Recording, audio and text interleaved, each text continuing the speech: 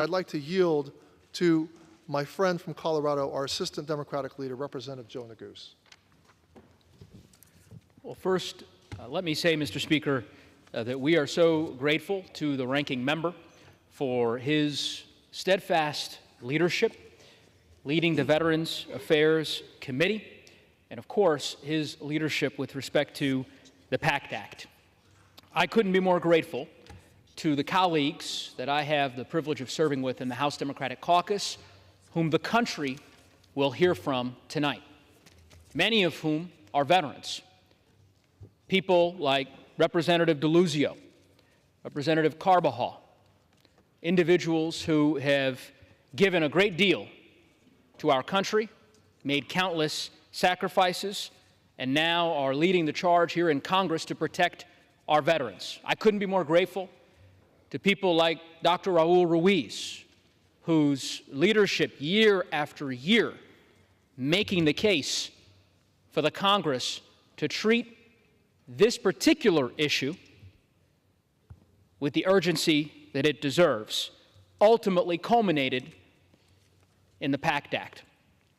The PACT Act, as you heard from our ranking member, marked the largest expansion of benefits in a generation, cutting red tape, waiting times for veterans who were exposed to toxins and developed certain illnesses. It was historic in that it provided benefits to generations of veterans, many of whom were long forgotten. 1 million PACT Act claims, Mr. Speaker, 1 million. And we are just getting started. For the families who have suffered the ultimate loss, the PACT Act means access to life insurance, to tuition benefits for their surviving family members, for home loan assistance, for monthly stipends, and more.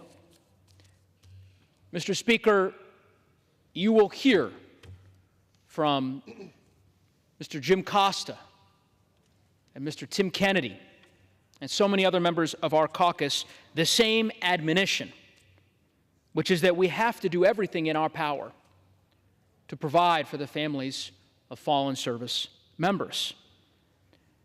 We have made progress in that regard, but there is much more for us to do. And House Democrats stand ready, as we always are and will be, to get that job done. So I thank the ranking member, again, for his leadership.